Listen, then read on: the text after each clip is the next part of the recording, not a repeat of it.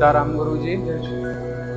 गुरुजी, प्रश्न यह है कि अभी नवरात्रि का पावन पर्व चल रहा है, तो कुछ लोग 9 दिन का उपवास रहते हैं, तो कुछ लोग नवरात्रि की प्रथम दिवस एवं अष्टमी का उपवास रहते हैं, जिसमें पुरुषों में भी भारी मात्रा में उपवास रहते हैं, परंतु उपवास के दौरान भी वह नशा करते हैं, जैसे तम्बाकू खाना, धूम्रपान करना।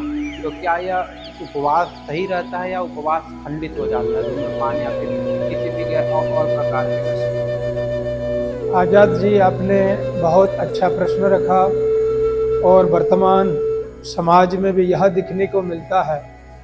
हम व्रत तो करते हैं, उपवास करते हैं, परंतु उनमें से हमारे जो आदत है, जैसे कि चाय पीना, क्योंकि नशे की श्रेणी में चाय भी आता है, तम्बाकू भी आता है, बीड़ी गांजा भी आता है।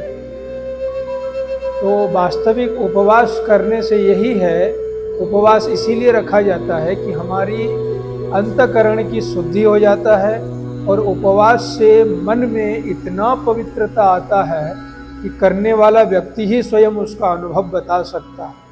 मन बहुत पावन होता है और दिव्य गुणों से उभर जाता है मन। इसीलिए उपवास करके, उन दैवीय साधना करके, देवताओं के द्वारा, उन इष्ट देवताओं के द्वारा और दिव्य शक्ति को प्राप्त करके अपने जीवन में सुख, समृद्धि और आनंद को प्राप्त करते हैं। इसीलिए चाहे वह बुजुर्ग हों, माताओं हों, बहनें हों या छोटे बालक हों, व्रत रखते हैं, परंतु वो व्रत रख करके अपने शरीर को डिटॉक्स करना है। जो नित्य प्रति हम भोजन कर रहे हैं, शरीर में वात, पित्त, कफ आदि का असंतुलित होता है, मन में चंचलता होता है, तो उपवास करने से, व्रत करने से क्या होता है, ये सब वात, पित्त आदि, कफ आदि का डिटॉक्स हो जाता है और हमारा अंतःकरण शुद्ध हो जाता है और मन पावन हो जाता है। परंतु जो लोग उपवास करते हैं, अन्न को छोड़ देते हैं और फल आदियों का, फलाहार आदियों का या कोई दुग्ध पी करके व्रत रखते हैं, परंतु उनकी आदत वही है चाय पीने की, चाहे सवेरे शाम हो, या फिर छुप करके वो तम्बाकू खा लेना, गुटखा खा लेना, या फिर गांजा चुप के पी लेना। तो यह हानिकारक तत्व है, उनको उतना लाभ नहीं होता है। जो लोग व्रत उपवास के नाम से रख करके यह नशा पदार्थों का भी सेवन करते हैं, तो पूर्णतः उनको लाभ नहीं मिल पाता है। अगर पूर्णतः लाभ लेना है तो जैसे हम अन्न का त्याग कर देते हैं 9 दिन तक, कोई प्रतिपदा के दिन, कोई अष्टमी, नवमी या दशमी 3 दिवसीय रखते हैं, कोई पूरे नवरात्र रखते हैं, केवल कोई जल के सहारे, कोई दुग्ध के सहारे, कोई फल के सहारे, अपने अपने सामर्थ्य के अनुसार जो भी रखते हैं उनको लाभ मिलता है। परंतु उससे अगर अधिक लाभ लेना चाहते हैं तो व्यक्ति के अंदर जो नशा है, वो नशीली चीजों को भी त्याग कर देना चाहिए।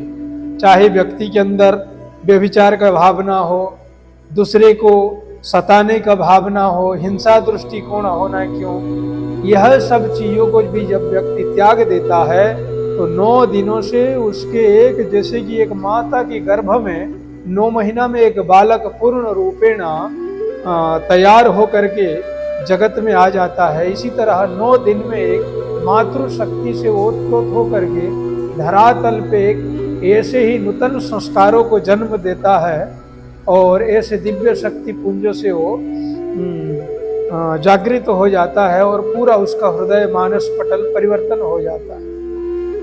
तो व्रत, उपवास, त्योहार इसीलिए आते हैं, हम इसीलिए मनाते हैं, अपनी अंतःकरण को शुद्ध करने के लिए और अपनी दुरित को, शत्रुता को, अपनी मंदिर में जो छुपा हुआ है काम, क्रोध, लोभ, मोह आदि, उन सब को त्याग करने के लिए, और गलत चीज जो खाते हैं, जो हमारा शरीर को हानि पहुंचाता है, इन सब चीजों को छोड़ने के लिए ही हम व्रत, उपवास, तीर्थाटन, सत्संग, जो कुछ भी हम पूजा पाठ करते हैं, सबका मूल कारण है ये दुरित वस्तु को, दुष्ट वस्तुओं को त्याग करने के लिए।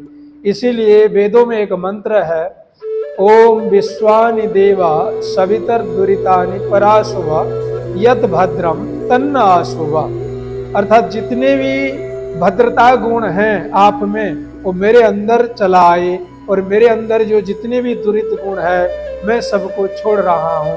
यही संकल्प की यात्रा है। जब तक हमारे अंदर दुरित गुणों को, दुष्ट गुणों को छोड़ेंगे नहीं, चाहे आप भूखे मर करके महीना सालों भर भी उपवास रहे, आपका उपवास पालन नहीं होगा। जब मन से ही कुपदार्थों को, कुविचारों को जब हम छोड़ेंगे नहीं, तब तक देवी शक्ति हमको बलवत्तर होकर के हमारे शरीर में वो उतना कामयाबी नहीं होगा और हम उसका फलीभूत नहीं होंगे। पूरी तरह से अगर देवी शक्ति को प्राप्त करना है तो गलत आहार विहार से भी हमको बचना होगा, गलत संगत से भी बचना होगा, तब जाकर के देवी शक्ति हमको साथी के रूप में सहयोग देगा। जैसे कि दुग्ध में नमक मिल जाना हानिकारक होता है। अगर हम व्रत भी चाह रहे हैं, व्रत भी कर रहे हैं, देवी शक्ति को भी प्राप्त करना चाह रहे हैं, और कुछ ऐसे गलत संगत अपने मन में, खान पान में या व्यक्ति के साथ रह गया है और हम छूट नहीं पा रहे हैं, तो जैसे दुग्ध में नमक मिल जाने के बाद उसका जहरपन आ जाता है, तो इसी तरह हमारे अंदर में पूर्णता लाभ नहीं हो पाएगा। पूर्णता लाभ लेने के लिए इन सब चीजों को पालन करना पड़ेगा। कोई भी अगर नशा द्रव्य का सेवन करने की आपके मन में लालसा हो, उत्कंठा हो, तो उसको भी छोड़ना पड़ेगा। जिस तरह की हम अन्न आदि का छोड़ दिए 9 दिन तक संकल्प करके, इसी तरह 9 दिनों में अगर त्याग करने से आपको इतना सुख और आनंद मिलता है, तो जीवन भर में इन गलती चीजों का छोड़ देंगे तो मानो कि धरातल पे आप ही देवता हो, चलते फिरते धरातल पे एक मूर्ति की तरह भगवान की बनाए हुआ मूर्ति है, जो आंखों से देखते हैं, कानों से सुनते हैं, वाणी से बोलते हैं। तो भगवान का बनाया हुआ यही मूर्ति तो है। जैसे मूर्तिकार ने एक मूर्ति बना देता है और दिव्यता रंगों से रंग करके एक चमत्कार की दृष्टि से देखता है, इसी तरह हमारे जीवन में ऐसे अगर सद्गुण आ जाए तो भगवान की बनाया हुआ साक्षात मूर्ति तो धरातल पे यही छोटे छोटे नन्हे मुन्ने बालक हों या मातृशक्ति हो या बुजुर्ग हो, सब उसी का ही तो कलाकृति है। परमात्मा की विभिन्नताओं से भर दिया है, विभिन्न गुणों से, विभिन्न ज्ञानों से, सबका सहयोग लेकर के जगत में एकात्म भाव में जीवन व्यतीत करें, एकात्मता को पाएं। यही सब मूर्ति है भगवान का बनाया हुआ। परंतु यह भी ठीक है मूर्ति बना करके हम पूजा करें, परंतु पूजा का जब हमारे जीवन में कुछ सुधार नहीं हो रहा है, गलती कुछ भी रह जा रहा है, केवल 9 दिन तक ही हमारा पूजा है, आगे छोड़ दे रहे हैं, तो हमारा पूजा उतना महत्व नहीं होगा। अगर 9 दिन में अगर हम किसी मूर्ति का पूजा अनुष्ठान करके जीवन को परिवर्तन कर दिए, तो उससे बड़ी और सौभाग्य क्या हो सकता है। आपका जीवन को परिवर्तन करने के लिए किसी पेड़ हो सकता है, किसी पौधे हो सकता है, किसी व्यक्ति हो सकता है, किसी स्थान हो सकता है, महापुरुषों का किसी एक ग्रंथ का एक विचार भी हो सकता है जो आपको परिवर्तन कर सकता है। यही सब उत्सव जो है हमारे जीवन को परिवर्तन करने के लिए। जो व्यक्ति रोज खा रहा है, मरे जा रहा है, नशा सेवन करके कम से कम 9 दिन तक तो छूटे, वंचित हो जाएं। 9 दिन तक में जो अमूल्य गुण प्राप्त हो रहा है उसको अनुभव करें, उसके लिए यह सब उत्सव मनाया जाता है। जैसे 10 दिन तक गणेश उत्सव, 9 दिन तक रामलीला आदि करके रामायण का पठन पाठन चिंतन मंत्र जप, माता दुर्गा जी का पारायण, दुर्गा सप्तशती का पारायण करके मातृशक्ति का हृदय में जागृत करके, ये हमारी मन की ही भावनाओं को दूर करने के लिए। क्योंकि रोजमर्रे में जीवन में व्यक्ति भागदौड़ जीवन में वो हमेशा कर्ममय जगत में वो लगा ही रहा है, उसके पास समय कहाँ है पूजा पाठ करने के लिए, अपनी आंतरिक पूजा अंतर्मुख होने के लिए। तो यह जब उत्सव समय आता है, दैवी शक्ति स्वतः वर्ण कर लेते हैं। 9 दिन के लिए, 10 दिन के लिए, 1 दिन भी व्रत करे और जीवन में सुधार करे। ये बहुत बड़ी अच्छी बात है।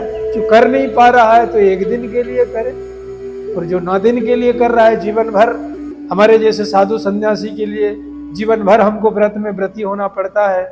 संयम आदि से गुजरना पड़ता है। खान पान दृष्टिकोण से सद्भावनाओं के साथ सबके प्रति मैत्री भावना, करुणा भावना, मुदित भाव से देखना आदि जो दिव्य गुण है, इसी गुणों को व्यक्ति संकलन नहीं कर पाता है, चरितार्थ नहीं कर पाता है, तो न दिन में कर सके। इसके लिए एक छोटा सा अवसर हम लोगों के लिए आता है। 9 दिन का जो दुर्गा पूजा है, चाहे 10 दिन का गणेश पूजा है, परंतु विसर्जन कर देने के बाद व्यक्ति तो भूल ही जाते हैं। पुनः जो आदत है नशा के खाने पीने का, जो व्यभिचार करना, लोगों को सताना, कुदृष्टि से देखना, हिंसा भाव देखना, पुनः हृदय में जीवित है। तो पूजा वास्तविक पूजा हुआ क्या? वास्तविक पूजा नहीं हुआ। वो 9 दिन तक ही था, पुनः हम जैसे थे 9 दिन के पहले, 9 दिन के बाद उसी श्रेणी में आ जाते हैं। तो यह ज्यादा कारगर नहीं होता है। तो जीवन में अगर ऐसे संकल्प करें कि जीवन भर हम इसी में व्रती हो जाएं, सत्कर्म में जुड़ जाएं, हमारे मन में काम, क्रोध, लोभ, मोह रूपी जो शत्रु हैं वो पनप रहे हैं, मुझे भी सता रहे हैं और मेरे द्वारा लोगों का भी अहित कर रहे हैं, इसी भावना से हमको मुक्त होना है। वास्तविक हमारा पूजा कहलाता है। वास्तविक रूप में हम पूजक कहलाते हैं जब सदा सदा के लिए यह काम, क्रोध, लोभ, मोह रूपी मल हट जाता है। कपड़ा गंदा होता है और साफ करते हैं, फिर भी सफाई ठीक से नहीं होने के कारण गंदगी चिपकी हुई होती है। इसी तरह मानो कि सफाई 9 दिन से ठीक से हुआ नहीं, जीवन भर की सफाई करना पड़ेगा, जीवन भर व्रत करना पड़ेगा। एक पल के लिए, एक क्षण के लिए मन में ऐसे विचार ना आए कि मैं दूसरे की अहित भाव की सोचूं, ऐसा भी नहीं आना चाहिए। तभी जाकर के हम देवी शक्तियों से ओतप्रोत होकर के, देवी शक्ति हमको, वही माता हमको पुत्रवत हमको सहयोग करेगा, अपनी सामर्थ्य देगा, अपनी शक्ति को देगा और वास्तविक पुत्र वही कहलाएगा जो माता की जो दिव्य गुणों की रखवाली करेगी और दिव्य गुणों से ओतप्रोत होकर के जन समाज में सबके साथ समभाव में लाएगा, एकात्मता लाएगा, हिंसा छल कपट से दूर होगा। वास्तविक पूजा तो यही है। आइए हम आजाद जी के प्रश्नों के माध्यम से हम भी इस वास्तविक पूजक बने और पुजारी बने। हृदय मंदिर में जो दैवीय शक्ति छुपी हुई है आत्मशक्ति के रूप में, उसी पूजा का हम अधिकारी बने। हरिओम तत्सत, हरिओम तत्सत, हरिओम तत्सत। और दूसरा प्रश्न यह है गुरुजी, जैसे हमारे सभी प्रकार के ग्रंथों में, भगवत गीता में भी यह जिक्र है कि मनुष्य को मांस और मदिरा, इन 2 चीज़ों का सेवन नहीं करना चाहिए। परंतु ऐसा कई जगहों पे है जहाँ देवी को भी बलि दिया जाता है, भगवान को भी बलि दिया जाता है, तो मदिरा पान कराया जाता है। तो क्या जो ग्रंथों में लिखा है उसे माना जाए गुरुजी, या ये जो देख रहे हैं ये दोनों में सत्यता क्या है? हरिओम तत्सत। देवी देवताओं के नाम से जो पशु बलि, मांस, मदिरा आदि का जो दिया जाता है, वास्तविक रूप में वो अशास्त्र है, शास्त्र में नहीं है। देखिए, हम माँ बोलते हैं और माँ और सारा जगत तो उसी का बनाया हुआ है। माँ भले ही अपने संतान को कैसे भक्षण कर सकता है, कैसे खा सकता है? अगर ऐसा है तो माँ कैसा हो सकता है? तो जिस मनुष्य के हृदय में खाने पीने का छुपा रहता है, वही स्वयं संकल्प करता है कि मेरे घर परिवार में सुख समृद्धि हो, और कुछ भी असुविधा पड़ा हुआ है तो असुविधा सुविधा के रूप में परिणत हो जाए तो मैं आपको एक बकरी दूंगा। ऐसे ऐसे कामना करते हैं। परंतु वो मन की जो 5 अवस्था होता है, हम जो जी रहे होते हैं, उसमें जो मन तत्व है, अंतकरण जो चतुष्टय है, मन, बुद्धि, चित्त और अहंकार, तो मन की 5 अवस्था होता है। क्षिप्त, मूढ़, विक्षिप्त, एकाग्र और निरुद्ध। एकाग्र और निरुद्ध वो ज्ञानी पुरुषों का मन है, वो साधना युक्त है। क्षिप्त, मूढ़ और विक्षिप्त जो है वो साधना जो नहीं करते हैं, साधारण श्रेणी के होते हैं, जो यह सब चीज में जिनका मन भरोसा रहता है, वो साधनाहीन मन है। क्षिप्त, मूढ़ और विक्षिप्त, तो यही जो मन में जीने वाले व्यक्ति, विशेषकर खान पीन में, भोग्य वस्तु पदार्थों में उनका मन व्यतीत होता है और उसको ही प्राप्त करने के लिए दिन रात लगे रहते हैं। परंतु एकाग्र और निरुद्ध मन वो विद्वान जनों का है, शास्त्र को वो पालन करने वाले होते हैं, उच्च चेतना, दैवीय गुण चेतना से जुड़े होने वाले होते हैं। तो ये जो विक्षिप्त अवस्था, जिसको हम कहते हैं पागलपन, वो विक्षिप्त अवस्था है। मूढ़पन, जो अति कुछ नहीं जानता है, जिसको जो बोल दिया तो वो हो गया, कि तेरे घर में बालक नहीं हो रहा है, अमुक जगह में एक देवी का स्थान है और तुम एक वहां संकल्प करो, किसी एक बकरा दे दो, संकल्प करो, पहले घर में बच्चा हो जाए तो बकरा चढ़ा देना। किसी ने कह दिया, उन्हीं जैसा गुरु लोग, वो भी मांस खाने पीने वाले होते हैं, उनके गुरु जैसा एक प्रणाली बनी हुई है। और हमारे बनारस में तो गुरु उसको भी कहते हैं जो साधारण लोगों को भी कह लेते हैं।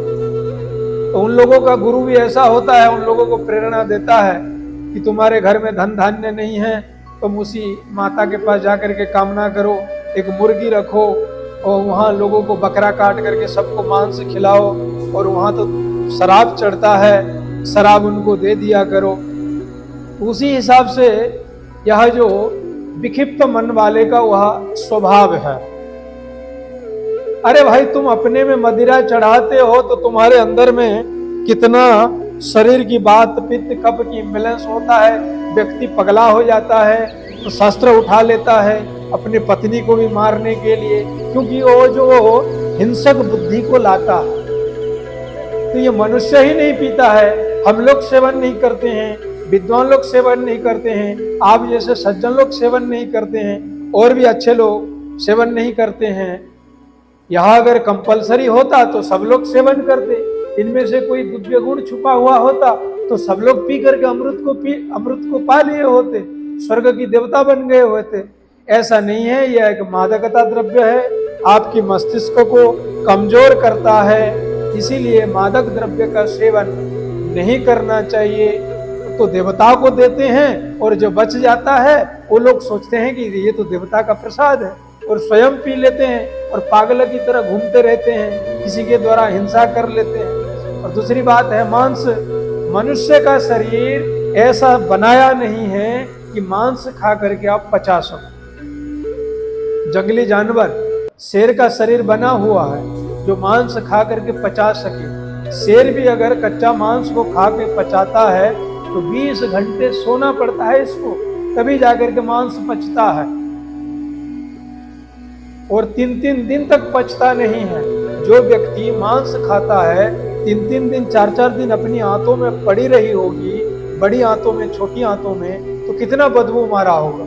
जो व्यक्ति एक दिन स्नान नहीं करता है, उसका शरीर से मल निकलता है पसीना के रूप में, कितना दुर्गंध होता है। दुर्गंध को छुपाने के लिए लोग डियो और क्रीम आदि उबटन लगाते हैं। उबटन लगाने का क्या है? दुर्गंध को छुपाने के लिए।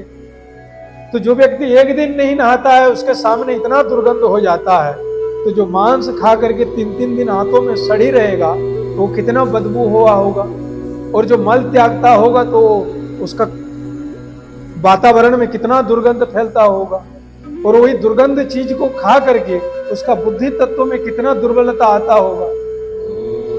तो इसीलिए जो मांस खाता है व्यक्ति, जो दारू शराब पीता है, उनकी आयु लंबी नहीं होती है, उनका जीवनचर्या सुखमय नहीं होता है, वो कभी भी उनको प्रसन्न नहीं होगा।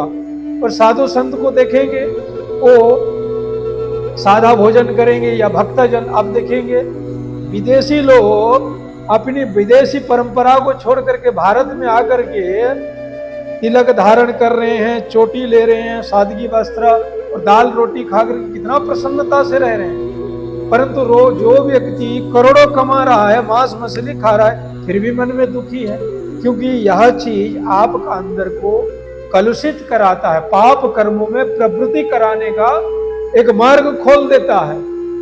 तो आज तक ऐसा कोई व्यक्ति नहीं है कि मांस मदिरा खाने वाला व्यक्ति अहिंसक पाया गया हो। जरूर हिंसा करेगा, छल कपट करेगा, लोगों की पीछे में ऐसे कल्पना और जल्पना करेगा कि स्वयं तो सुखी नहीं रहेगा, दूसरे को भी सुखी करने नहीं देगा। तो मनुष्य जीवन इसी प्रकार की अभक्ष्य वस्तुओं का भक्षण करके जीवन जीने का नहीं है। भगवान ने दूध, फल, घी, साग पात, दाल, चावल कितना वैरायटी बना दिया है। इसको खा करके हम क्यों ना दीर्घायु की कामना करते हैं, सात्विक जीवन को कामना क्यों करते हैं?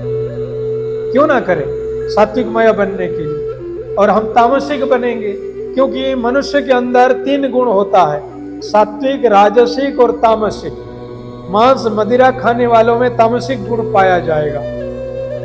कि जितने भी संसार में हिंसा फैलाते हैं, और जब हो रहा है ना इजराइल और हमास के साथ जो युद्ध हो रहा है, और हमास के जो आतंकवादियों ने वहां की साधारण जनता को जो माध्यम बना करके बमबाजी करके जो हिंसा फैला रहे हैं, उनका खाने का शैली क्या है, जीवन शैली क्या है?